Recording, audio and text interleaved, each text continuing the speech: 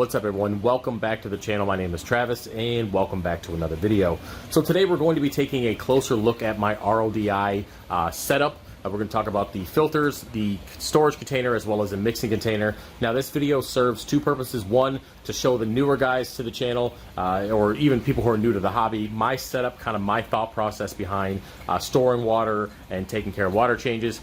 And then the second reason is I want to show you guys my pre-filter. Been having some issues over the last couple months, and I'm wondering if anybody else has had this problem with city water. So with that said, let's go ahead and get started with the RODI setup. Now, when it comes to storage containers, I have a 160 gallon, you can see the bigger container there. That is a food grade container I picked up locally here at, I wish I knew the name of it. It's actually in Lancaster, Pennsylvania. Anyways, it's a local place that makes these food grade containers for like farming and all that kind of stuff. And it was a couple $100, but definitely one of the best investments I've ever made in the saltwater hobby. Now, if you guys seen the previous setup, it was actually two stacked 55 gallon drums, and I had some issues with that. There was some toxins, there was some leaching, there was some issues, and really glad I made this switch. So if you're just starting out and you're just using a brew trash can, that's totally fine. But if you start investing more money into the hobby, look into one of these containers that are sealed on the top there. You don't have to worry about any kind of detritus, or not detritus, I say detritus because that's all I talk about, like dust or anything like that getting into there. Completely sealed off. I have a float valve which stops the water. You can see right there where it's at now. And it's just a really nice thing to have, and very simple to take care of. Now, I will say getting the, drilling and getting the plastic out, getting the little bulkhead and all that stuff, that was a little bit of a pain, but hey, it wasn't too bad. So anyways, that is where I'm storing my water against 160 gallons. Now, the container to the top, you might be wondering, this is my 35 gallon saltwater mixing container. Now, basically, it's pretty simple. I take the little hose here that's connected to this pump, and then I have a little switch there which is connected to the apex. Just flip the switch, come over, top off whatever I feel like doing for water change. Right now I do 35 gallons every other week on the 300 gallon.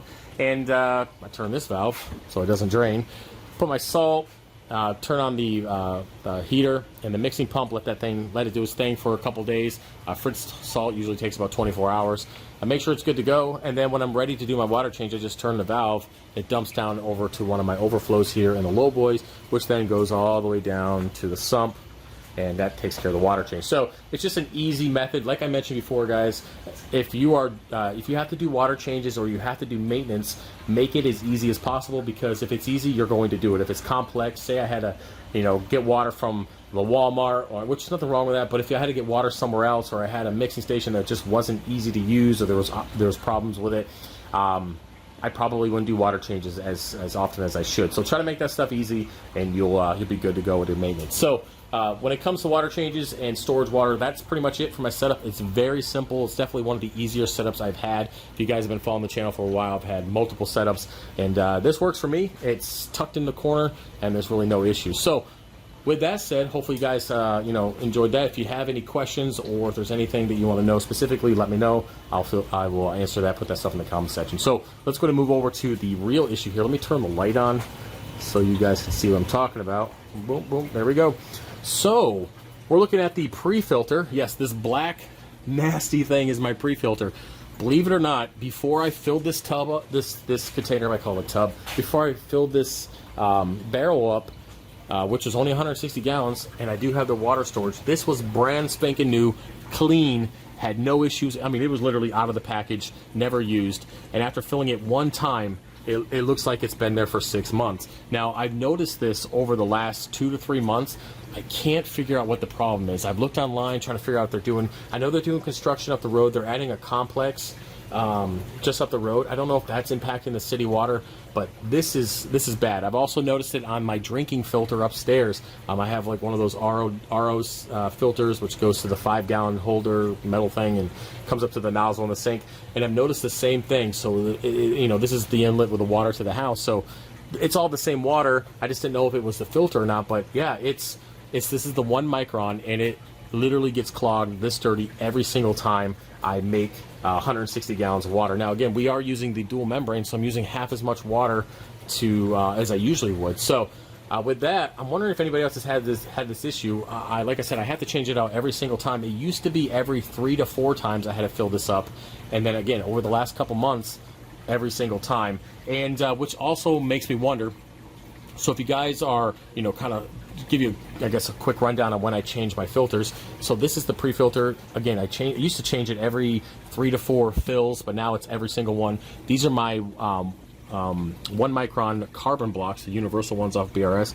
Now right now I change those every 3 months. I used to wait 6 months and 9 months. I don't play that game anymore. I had some issues with some chloramines and some stuff bypassing the filter waiting that long.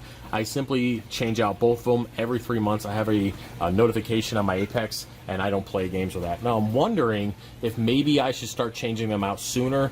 You guys might be saying, hey, well, do the chlorine test strips and see if there's water or if there's anything getting to that. I don't like those strips. They haven't been very accurate for me in the past, so that's why I don't play the game. I just change out the filters because the reef tank is based on water. Your water quality determines so many factors and how successful you're going to be. I just don't play games with my filter system. So I'm wondering if I should just start changing them out sooner, but again, 3 months is already pretty soon. So I'm going to do some more research, look around. I'm going to change this filter out yet again. I think, man, I don't know. I mean, they're not that expensive. They're like 13 bucks or something like that. They're not crazy bad, but I really do want to keep it to the 3-month schedule. So I'm going to keep changing this out. I'm doing an ICP test. As you guys know, I do the ATI. We're going to test the 300, and I'm going to test the RO container water. And if anything creeps up at all on the next test, which will be this month, then I know that I need to change those filters out even sooner. So yeah, just wonder if anybody else has had that issue. Now, if you're looking over here at my DI and you're wondering why one is missing, I'm just replacing it right now. So when it comes to DI, I guess I can explain this for those of you who are new. When it comes to changing this stuff, so that the water coming from this filter, once it's done going through the RO membrane, it's going to come through this end here. Now, of course, this DI canister is going to get depleted first, right? So once that gets to right here, not quite completely depleted, I will then swap it out. I'll pull it out, and I will take this one. That's usually no issues. It hasn't gotten to that point yet. I'll take it, move it to the front, and then I'll replace all the DI resin in that one and move it to here. And I just keep doing that. Every once in a while, I will switch out this one, but I like to stop it before it completely depletes, because once that stuff depletes, it's going to dump over into this filter and start utilizing or using up some of that DI resin, which is not a big deal. Sometimes I don't catch it, but yeah. So once it gets depleted or 99%, change it out.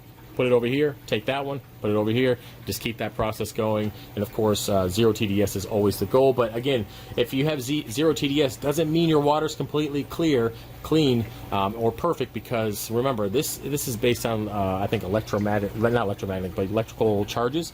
So if you're getting chloramines and chlorine and all that stuff, is bypassing nitrates and phosphates or whatever it might be, bypassing this filter system, a lot of that stuff might not get picked up by the DI. I at least know the chloramines won't. So I believe phosphates do. I'll have to double check that. But yeah, so that's kind of my process with my filters. And really, hopefully you guys enjoyed the video, and give me some feedback.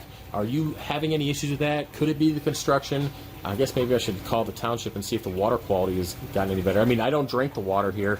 I mean, I shower in it, and that's about it. So anyways, guys, that's about it for the video. Let me turn this light off. And yeah, any questions, let me know. Hopefully you guys have a good week, and I'll see you later. All right, peace.